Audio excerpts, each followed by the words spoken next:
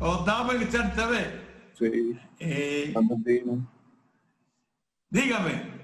Dele, vámonos. Bueno, estamos conversando, ¿verdad?, acerca de la situación general del proceso comercial de los Estados Unidos de América. Don Orión, ¿cómo usted lo vio todo ayer? Saludos. Yo me he alejado de eso bastante, porque es muy largo. Cuando yo vi que en algunos de los estados había que esperar 6 horas a partir de las 7 de la noche. Uno es a las 7 lo del este más cercano, lo del medio a 2 ¿Y tú te horas acostaste después de las 10? ¿Y tú te acostaste después de las 10? No yo me hagas acuesto, eso. no, yo me acuesto tarde, pero no hoy viendo eso, imposible. No, además, ¿qué es lo que yo me voy a volver loco? ¿Cuál es la razón? Exactamente. Por mí, que pase lo que tenga que pasar allá. Exactamente. Mira, si nosotros tenemos una agenda de problemas y preocupaciones, ¿cuál es la razón para agregarle una? Exactamente. Yo pregunto, ¿cuál es la razón? Bueno, si tú quieres gane fulano y el otro bueno, porque gane, si gane, no, ¿qué vamos a hacer? No nos vamos a volver locos. Miren, lo escuché a ustedes, y por ahí también va a venir Julio. Lo escuché a ustedes hablar de la economía y de cómo está. Yo solo quiero, de acuerdo con ustedes, 2 cosas. Lo primero es que en el programa hemos hablado tanto de que el discurso de los funcionarios se alineen con el discurso del presidente. Por cierto, hay un funcionario que ya parece que no habla porque aquí lo tildamos de Drácula, que cuando hablaba era para que uno se hiciera una fila en el puente, a ver, ir tirándose todo el mundo, pero hace mucho que no habla ni da su cifra tenebrosa. Pero muy bien, porque no es que él no diga cosas que fueran verdad, lo que pasa es que es un exagerado. Eso nosotros decíamos aquí, exageraba la nota. Si eran 10, decía son 300 que se va a dañar, tal cosa. Bueno, pero tampoco del otro lado, un exceso también de optimismo puede ser perjudicial. Y le voy a explicar a ustedes por qué. Si, como dice Mozart, y yo lo leí muy bien ayer y se escribió un comentario respecto a eso, la administración tributaria dice que se recaudó más en octubre de este año que en octubre del año bueno. Vamos a decir un año malo y un año bueno. Sí. Del 2019. Casi un 7% más. 7%, casi no. En el año bueno. El mes pandémico, que es de mes a mes, en el mes pandémico se recaudó más dinero, un 7% más, y un 124% de lo proyectado. Así es.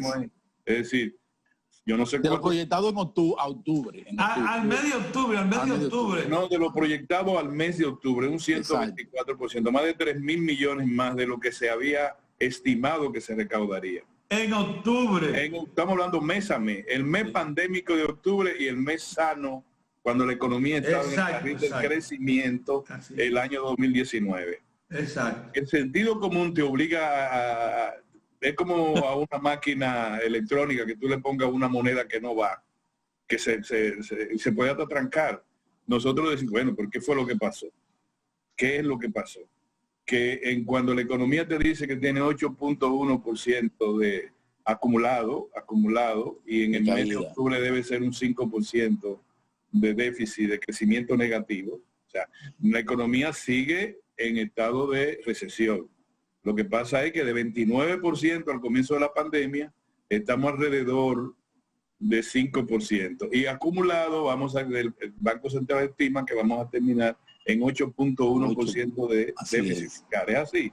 Así es. Vamos bien, porque si la fiebre estaba en 29 y la hemos bajado a 5, y acumulado, cuando tú cuentas, va al récord, dice, mira, acumulado va a tener un 8.1. Pues vamos dentro del problema, vamos bien. Eso es cuando le llaman, el paciente está estable, no está inducido en un coma, que sería la economía cerrada completamente.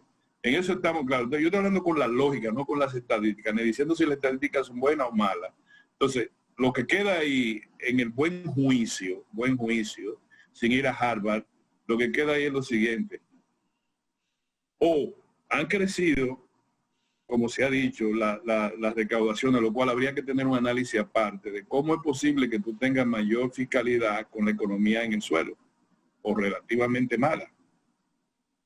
mayor fiscalidad comparada con el año bueno, porque si tú me comparas un mes malo con otro mes malo, yo te digo, está bien. Como se está comparando el déficit fiscal.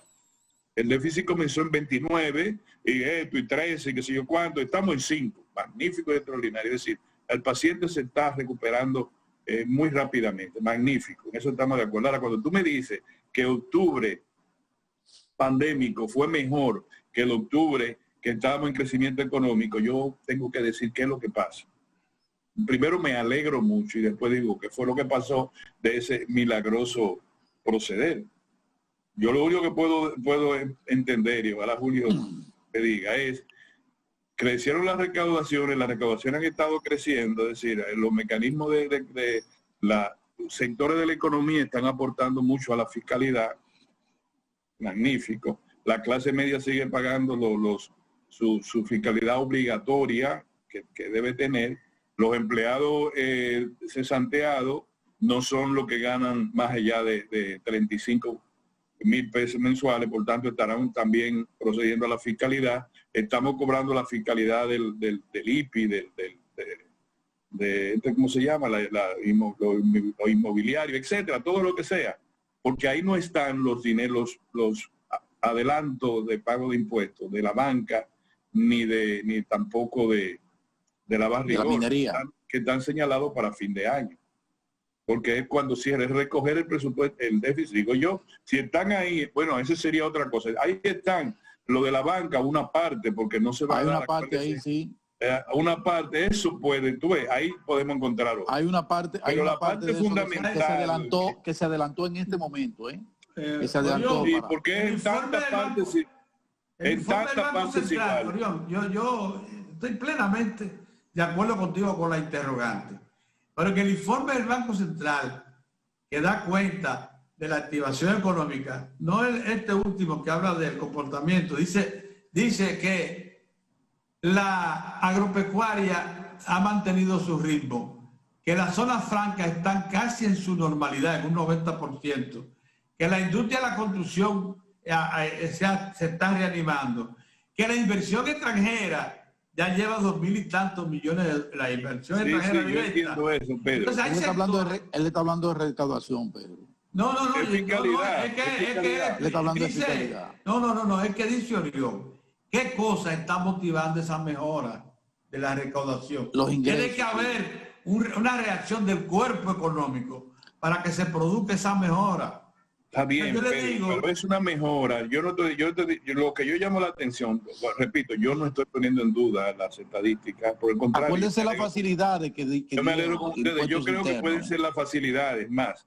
Yo lo que digo es que cuando tú comparas un año pandémico con un año en crecimiento y tú dices que el año pandémico es mejor, pues vamos a quedarnos con el pandémico, que sigamos en pandemia, porque si vamos creciendo mejor que cuando estábamos en el carril del crecimiento, pues vamos a quedarnos en pandemia.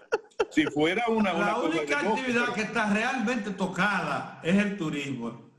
Pero el turismo parece, porque la manufactura, tú sabes la zona franca, la producción agropecuaria, la minería, Pedro, si nos embargamos, Pedro, si nos embargamos. Pedro, no es por ahí. Eso son los que producen. No es por ahí, no, Pedro, mira, la fiscalidad puede. Mira, para que la economía mantenga un 8.1 de déficit, a pesar de que un año pandémico, octubre, estuvo mucho mejor que el año en crecimiento, el mes pandémico que el mes en crecimiento, tiene que ser parte de lo que tú dices, es decir, ingresaron recursos extraordinarios, Pedro. No es que la economía... Eso fue. Si no, la economía se ha recuperado. No, la economía se está recuperando. Y se está recuperando satisfactoriamente. Hasta ahí vamos bien. Ahora, ¿qué es lo que puede haber pasado ahí?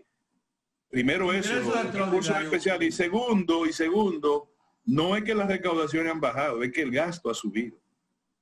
Eso es lo que mantiene a la economía en 8.1. Es decir, no es que tú has dejado de que ingrese dinero a tu casa, Pedro. Es que por la razón de la pandemia, en tu casa están gastando más. Y la pandemia misma ha llevado cientos y tantos miles de... ¿Cuánto fueron los dos adendum al presupuesto? Fueron bastante altos. Entonces, hay un gasto a la economía, sobre la pandemia, hay un gasto grande en subsidio a los trabajadores suspendidos, a las familias vulnerables. Entonces, tú me puedes decir, mira, las recaudaciones de nosotros han tenido relativamente de estabilidad, basado en distintos factores, incluyendo el último de los ingresos especiales. Ahora, tenemos ese déficit porque el gasto se ha incrementado. Entonces, porque tenemos que verlo juntos y por separado. O sea, el gasto y el ingreso están combinados, tienen una relación o positiva o negativa.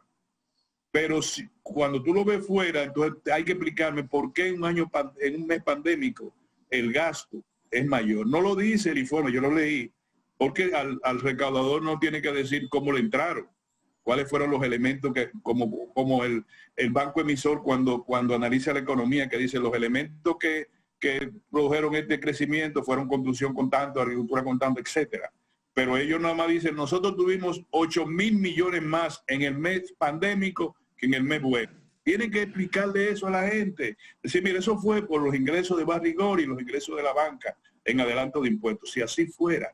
Si no, la máquina electrónica que somos nosotros nos quedamos, vean, ¿cómo fue eso? ¿Y de dónde fue que vino eso? ¿Y qué? Porque es la verdad. Si no, entonces tenemos que terminar diciendo es mejor que tengamos un mes pandémico. Orión, yo insisto en que como es octubre, es un mes, ese mes ya comenzó a recibir los recursos, o sea, impuestos internos, recursos, a partir de las facilidades que dio impuestos internos. Acuérdense que se anunciaron el mes pasado una serie de facilidades de gente que incluso debía una considerable cantidad de dinero, que fueran y se pusieran de acuerdo con impuestos internos, y parece que eso caló en sectores que dijeron, bueno, déjame aprovechar esto, otro factor. Y como tengo este dinero aquí, déjame adelantar eso. El otro factor que hay, y a eso se suma cierta reactivación económica, cierta. No, el otro factor que hay, Pedro, es yo creo que hubo el de perdón fiscal, el de ¿cómo que le llaman? Perdón fiscal. Que es verdad que no hay una ley propiamente en eso, pero basado en la propia normativa de la administración tributaria. Eso motivó a mucha gente a pagar. Tráelo ahora que te conviene, que te vamos a dar una tercera parte, una cuarta parte. Y de hecho, así ha sido. Eso es posible que también ahí se haya producido.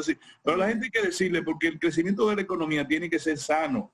Y te voy a decir otra cosa que ustedes dijeron respecto, y aquí veo en uno de los periódicos lo siguiente. Ustedes están, Pedro estaba muy contento, y tú también, Mozart, y yo también, en el sentido de que como la economía dominicana está robusta, a pesar de que puede estar con no tiene que ir al fondo. No, es tan robusta que ha permitido que coloquen los bonos, que ha permitido esto, que ha permitido lo otro. Yo soy partidario de que tengamos cuidado por ahí. Sí. Yo soy partidario de que tengamos. Le voy a decir porque Pedro es un lector acucioso y tú también, Mozart. El Fondo Monetario Internacional ha hecho una advertencia. Como consecuencia, después de las elecciones ya veremos, yo estoy hablando hasta el día de hoy, como consecuencia de que en Estados Unidos la Reserva Federal redujo la tasa de interés para los bonos del Tesoro americano casi a cero punto qué sé yo cuánto, número uno. Número dos, como consecuencia de que el Banco Europeo redujo la tasa también de inversión, de interés bancaria, que sé yo, ¿cómo se llama eso? 0 puntos, cero. Tú tienes tu dinero cero en banco. Es obvio que las instituciones financieras encargadas de la colocación de dinero en los mercados financieros internacionales miraron hacia las economías emergentes y asumieron el riesgo de invertir. Acuérdate, renta fija, es decir, de invertir en renta fija, no en inversión como la que tenemos aquí, 2.500 en inversiones extranjeras directas, no, en renta fija. Quiere decir, en comprar papeles, bonos del Estado, bonos soberanos. ¿Tú sabes cuánto han comprado en este año en los mercados emergentes? 124.000 millones. De eso hay 4.000 millones de República Dominicana. Es decir, los bonos que nosotros colocamos son papeles de renta fija. Sí, te voy a pagar un interés de tanto por tantos años, este papel, ya. Entonces, es ahí donde se está invirtiendo el gran dinero y por eso hay tanto dinero en el mercado financiero internacional.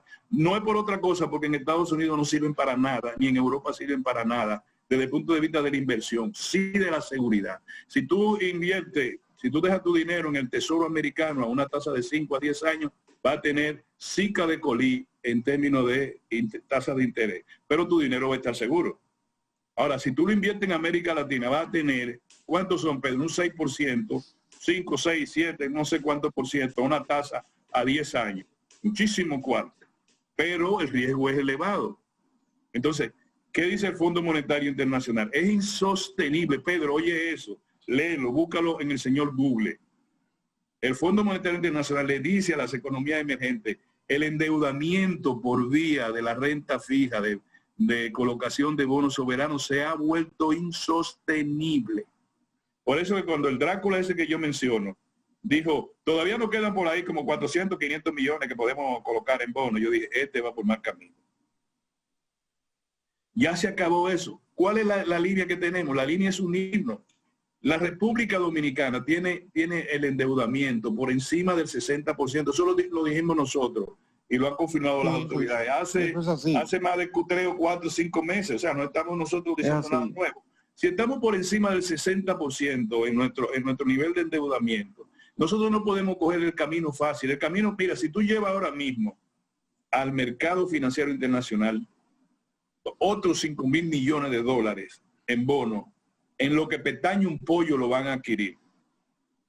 Porque ya las instituciones que manejan esos dineros en los Estados Unidos y en Europa han decidido coger el riesgo sin que haya una vacuna para la pandemia, sin nada. Han decidido... No, y cuentan con los recursos para eso. No, porque hay una cantidad de dinero tan grande que no encuentran qué hacer con ellos. Exacto, una sobreliquidez. Son billones o trillones y trillones de dólares que están en el mundo dando vueltas, que no tienen nicho de colocación, porque no hay, que el dinero no vale nada. El experto del grupo nosotros sobre deuda es, porque lo hizo carrera, es don Julio Ortega. Ojalá que don Julio esté disponible hoy, porque ese tema es... No, él está disponible, ya conversamos. Porque hay un concepto general que se maneja con esto de la deuda. Mientras usted tenga acceso a las instituciones multilaterales de crédito, Banco Mundial, Banco Interamericano de Desarrollo, el propio fondo, pero ya en una segunda instancia, no acuda a bonos, a la deuda privada, porque la deuda privada, como tú dices, es muy costosa. Pero con respecto a las instituciones multilaterales, la conveniente por el momento es las instituciones como el Banco Mundial, el Banco Interamericano de Desarrollo y muchas veces instituciones que tienen los estados para situaciones de emergencia. Estados Unidos la tiene, Europa también, para prestar a sus socios. Sí.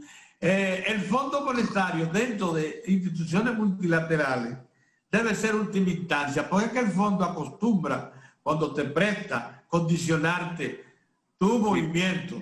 De manera que tú no puedas prestar más, que no puedas emitir más. Pero vamos a esperar a ver qué dice Julio. ¿Va a participar él? Sí, Julio está disponible. Mire, finalmente vamos a decir esto. La economía dominicana necesariamente va a tener que diseñarse a un plazo mayor a 4 años.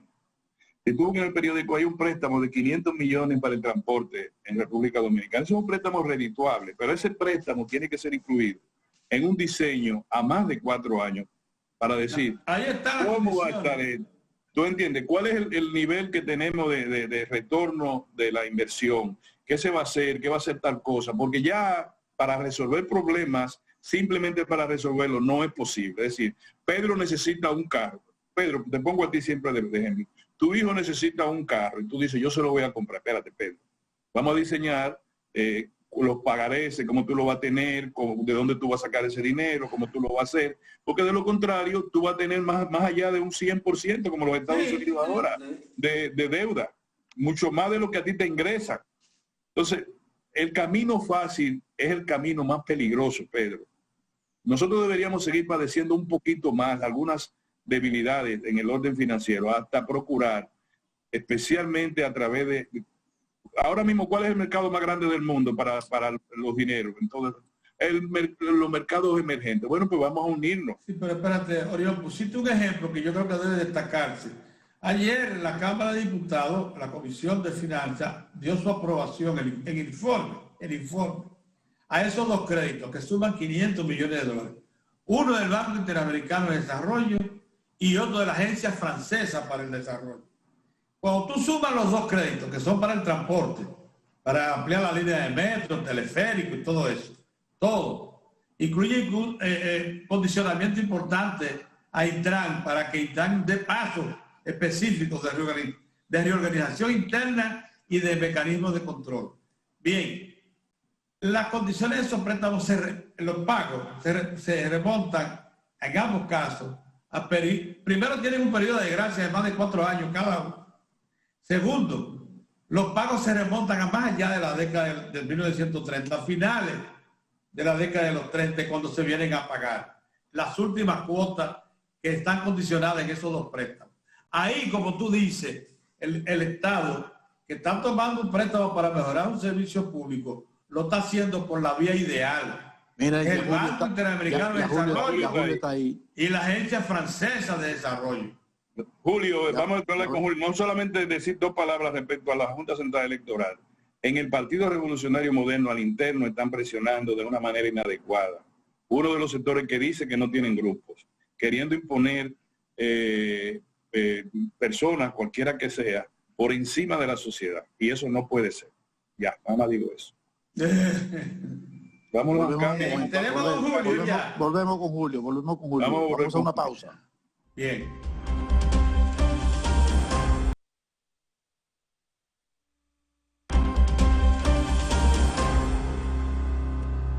Bueno, tal como prometimos, está con nosotros don Julio Ortega Tous. Si nos escuchó a los 3, nos concentró mucho un tema que fue el de la deuda. En eso Julio es un experto, pero Julio también es uno de los mayores conocedores del proceso comercial que se da en los Estados Unidos de América. Y yo creo que a él, uno lo conoce muy bien, le va a interesar primero tratar el tema de los resultados hasta esta mañana del proceso comercial norteamericano y en segundo lugar el tema de la deuda. Buenos días, don Julio. Buenos días. ¿Cómo están ustedes? ¿Cómo va todo, hermano? Buen día, Julio. ¿Cómo te va? Bueno, yo he soñado porque me quedé hasta muy tarde viendo el conteo de los votos en Estados Unidos y me vine a dormir como a las 4 de la mañana. Que tengo 3 horas, menos de 3 horas. Oye, pero que este ciudadano americano si es peligroso. No, yo no soy nada americano. Yo soy americano. Yo nací en el continente americano.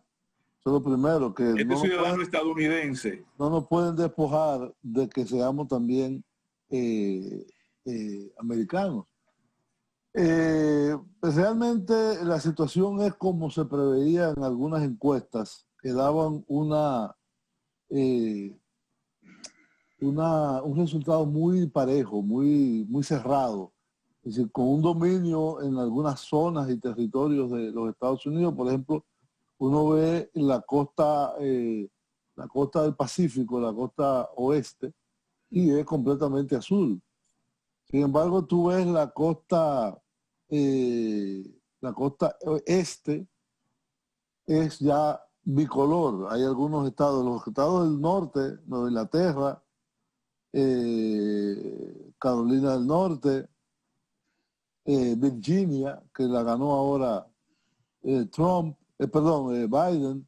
pero la decisión final está en 3 estados que son claves, que son Pensilvania, Wisconsin y... Florida.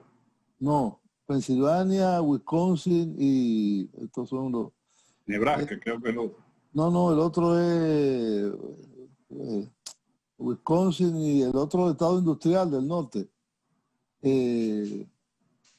Minnesota. En esos 3 estados y sobre todo en el primero, porque los otros 2 parece que uno va para Trump y el otro va para Biden.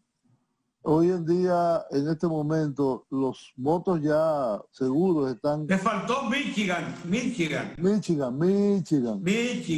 es el que no Minnesota, sino Michigan. Minnesota es de los demócratas. Sí, pero ahora hoy en día el conteo está en 224 para Biden y 213 para Trump. Pero faltan algunos estados que son importantes como Nevada y Arizona, que en las elecciones pasadas votaron por Trump y ahora está muy adelante Biden, pero no ha cerrado. Julio, déjame actualizarte. A las 6:30 dicen que es 238 Biden y 213 Trump. 13. 213 Trump Sí. y 238 Biden. Porque le agregaron ya Arizona y Nevada. Bueno, Florida, que es un estado que se habló mucho, muy cerrado, pero terminó ganando el señor Trump. Lo mismo que en el estado de Georgia y en las dos Carolinas. Es decir, ahora mismo los únicos que faltan son 3 estados. Esos Sí. 3 que dijimos. Es decir, y sobre todo el estado de Pensilvania, que tiene 20 votos electorales, pero falta por contar 1.400.000 votos emitidos por correo. Según escuchaba ayer, no vi una cadena, vi varias, hasta Fox veía yo, es muy tendenciosa. De ese voto por correo, aparentemente, la mayoría favorece a Biden. No es que sea 100% para Biden, pero es 60-40 aproximadamente. Y mucha gente lo hizo así, un caso extraordinario en estas elecciones, que 100 millones de votos hayan sido emitidos por correo y no presenciales. Nunca había pasado algo así en la elección norteamericana, y por eso el grado de incertidumbre que hay en este momento, siendo aquí ya casi las 8:05 de la mañana. Es el voto adelantado, no necesariamente por correo, sino adelantado, Bueno, ¿verdad? pero mucho por correo. Mucho por correo, pero es el voto que la gente fue a hacer fila antes del día de las elecciones. Hay una casilla que tú ahí lo echas también. Oye, sí. Y se cuenta como voto adelantado o voto diferido antes del día electoral. Entonces, ese voto en algunos estados, porque eso depende de cada legislatura estatal, en algunos estados se cuenta antes de los votos emitidos el día 3. Y en otros se cuenta al final. No es único el sistema de conteo. Sí. Entonces, esa es la situación. A mí me parece, una opinión personal, yo creo que Pensilvania lo terminará ganando Trump. Y creo ¿Cómo en Pensilvania? será ganado de Trump. por Trump, sí, y que terminará ganando el colegio electoral. Porque ya lo que le queda a Biden, Nevada y Arizona, ya. Entonces quedan Michigan y el otro, ¿cuál era? Ya se lo atribuyeron a Nevada, ya se lo atribuyeron, aquí dice los 6 votos de Nevada, ya se lo atribuyeron. Y Michigan todavía no ha sido... No, ni Michigan ni el otro, ¿cómo se llama? Nebraska. No, Wisconsin. Michigan y Wisconsin. Son los dos que están arriba, pegados de los lagos. Biden dice que tiene esperanza en Arizona todavía. En Arizona. Sí, dice que tiene esperanza, que él tiene esperanza. En Arizona, y como tú dices En también... Arizona ganó. No, si él ganó Arizona, ganó. No, pero en Arizona son 6 votos. No es Arizona, Pedro, no. No. Los 3 estados. El otro son grande que queda es Michigan. Pensilvania. Pensilvania, Michigan y Wisconsin, son esos 3. Sí. Son 3. Entonces un arco desde es lo que están en los lagos y Pensilvania, que está casi en Nueva Inglaterra. Sí. Entonces esos son los 3 y tienen muchos votos electorales. Pensilvania tiene 20 y creo que... ¿Y Michigan cuánto tiene? 18 votos. 16, Michigan tiene 16. Tiene Michigan es 16. demócrata. Pero acuérdate que Michigan tiene... lo perdió en el 16 los demócratas. Sí, pero parece que lo ha recuperado después de la crisis racial. Aquí lo importante es... Perdóname, acuérdate que Michigan con Chicago y todas esas cosas por ahí, es una población más afroamericana, muy afroamericana. Mucho obrero blanco. Mucho obrero también, sí, pero es más, Chicago es más afroamericano. Sí, las grandes ciudades sí. Sí. Las grandes ciudades no hay que es otra cosa. Ruralmente ha ganado Trump en los campos, ha ganado. Por ejemplo, la Florida se perdió en los campos. Biden ganó en todas las ciudades grandes, incluyendo Orlando, Miami, Orlando y todo, pero cuando se fueron para las zonas agrícolas, ganó Trump. Y ahí mismo se dañó la cosa. Ahora, ¿qué refleja esto para mí?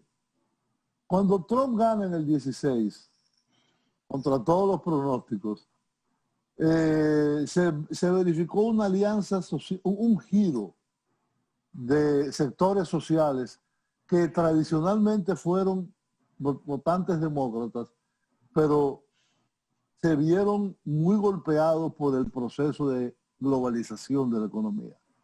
Y el envío afuera, a China, a México, a Canadá, aquí a la zona del Caribe, de muchas industrias, algunas pequeñas, otras más grandes, para ganar competitividad, vamos a llamarle, entre comillas, en cuanto al coste salarial, ha deprimido esa zona. Es decir, todavía hoy, 4 años después, no se han recuperado, porque las grandes empresas automovilísticas, aunque han arrancado, porque tienen mucha protección por parte de Trump, no han arrancado. Es decir, los norteamericanos siguen prefiriendo carros extranjeros, ya sean japoneses, coreanos, europeos, etc. Digamos, la base social que le dio a Trump el triunfo sigue ahí. Sigue ahí, y yo te diría que con un peligro mayor, y es que la conflictividad social con los jóvenes, con el movimiento de Black Lives Matter, con casi la insurgencia de algunos de esos sectores, puede agudizar aún más la confrontación social. Y eso es muy peligroso en un país como Estados Unidos. Hoy leí ahorita en el periódico El País que ya Trump dijo que habían hecho un fraude antes de terminar el conteo. Entonces, realmente es una situación que contrasta el optimismo de Biden con la seguridad de Trump.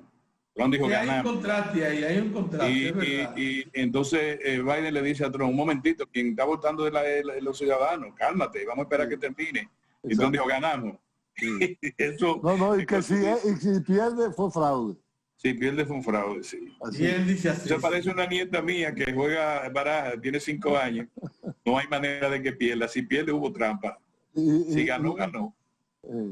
Coca mandó la ley.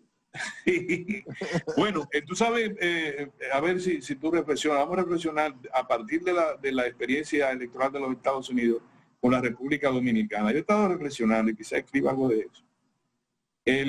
Las ideas, llamémosle progresistas, no le llamemos idea de tal cosa, por poner un apellido. Las ideas a las que nosotros pertenecíamos hace tiempo, no las ideas extremistas, no era cuando éramos masistas, nada de esa cuestión. Sino idea progresista quiere decir, estamos contra el neoliberalismo, pero entendemos la humanización de la economía, del capitalismo, creemos en la globalización humana, desde el punto de vista no de la explotación cruenta del hombre por el hombre, etc. Esa forma de pensar, que incluye el respeto a las minorías, el respeto a las migraciones y todo lo demás que nosotros creemos que debe ser, yo creo que es valores que están en decadencia, en algunos casos en vía de extinción en la República Dominicana.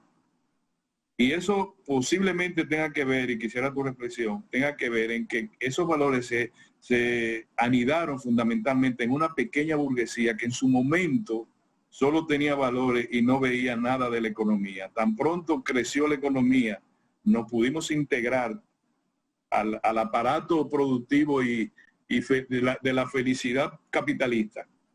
Llegamos a desdeñar todo eso y nos hemos arropado con la sábana del nacionalismo. Aquí en la República Dominicana hay un nacionalismo de derecha muy fuerte, que se expresa en las manifestaciones del Estado. Un nacionalismo antihaitiano. No, ya va a dañar la cosa. Reflexiona, no, verdad, tú eres sociólogo. No es un nacionalismo antiamericano. No, para nada, al contrario, lo que quiere esa pequeña burguesía de la cual tú hablas es tener su visa. Y todos los años a Estados Unidos. Incluyendo la clase media. Bueno, esa misma, la clase media. Toda esa pequeña burguesía. Toda esa pequeña burguesía. Yo creo, a diferencia tuya, Orión,